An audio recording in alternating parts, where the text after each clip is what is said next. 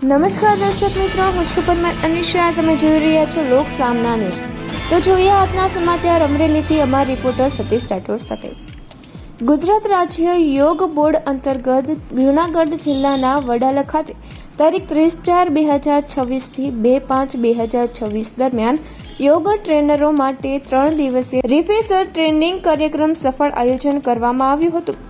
આ તાલીમનો મુખ્ય હેતુ યોગ ટ્રેનરોના જ્ઞાન, કૌશલ્ય અને શિક્ષણ પદ્ધતિના ગુણવત્તા વધારો કરી યોગના પ્રચાર પ્રસારને વધુ મજબૂત બનાવવાનો હતો.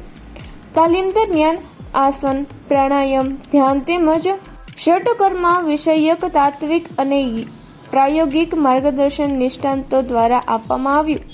સાથે સાથે સલામતી, યોગ્ય ટેકનિકલ અને અસરકારક શિક્ષણ પદ્ધતિઓ પર વિશેષ ભાર મૂકવામાં આવ્યો.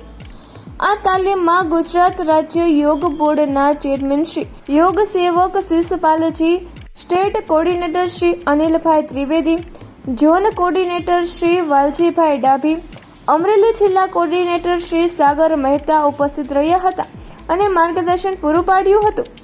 આ તાલીમમાં અમરેલી જિલ્લાના કુલ 8 યોગ ટ્રેનર શ્રી શારદાબહેન, શ્રી અનિતાબહેન, શ્રી ચેતનાબહેન, શ્રી મનુબહેન, શ્રી સંગીતાબહેન, શ્રી બિંદુબહેન અને શ્રી રશ્મિબહેને ઉત્સાહપૂર્વક ભાગ લીધો હતો.